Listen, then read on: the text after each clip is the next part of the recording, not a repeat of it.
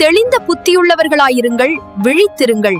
ஏனெனில் உங்கள் எதிராளியாகிய பிசாசானவன் கெர்ச்சிக்கிற சிங்கம் போல் எவனை விழுங்கலாமோ என்று வகை தேடிச் சுற்றித் திரிகிறான்.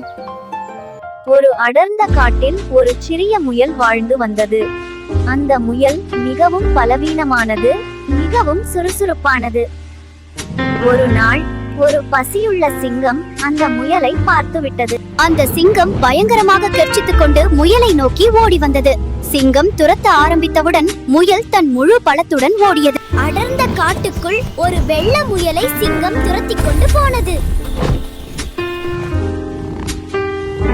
ஓடிக்கொண்டிருந்த முயல் தூரத்தில் ஒரு தேவாலயத்தை கண்டது. அந்த தேவாலயத்தின் கதவுகள் திறந்திருந்தன. அந்த முயல் ஒரு தேவாலயத்திற்குள் தப்பிச் சென்றது.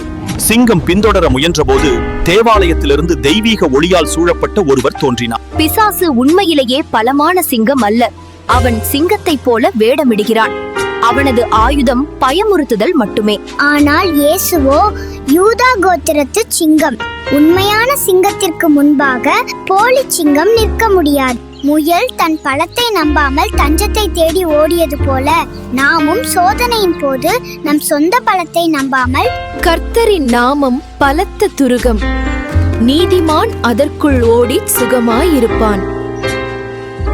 ஆலயம் என்பது கட்டிடம் மட்டுமல்ல, அது கிறிஸ்துவின் சரீரம். விசுவாசிகளின் ஐக்கியத்திலும் ஜெபத்திலும் நிலைத்திருக்கும் போது பிசாசு நம்மை நெருங்க முடியாது. விசுவாசத்தில் உறுதியாயிருந்து அவனுக்கு எதிர்த்து நிற்க வேண்டும். இயேசுவுக்குள் இருக்கும்போது அவர் நமக்காக யுத்தம் செய்கிறார். தெளிந்த புத்தியுள்ளவர்களாயிருங்கள், விழித்திருங்கள். இந்த குட்டி கதையின் மூலம் கர்த்தர் உங்களை மிகவும் ஆசீர்வதிப்பார். ஆமேன். அடுத்த வீடியோவில் சந்திக்கலாம்.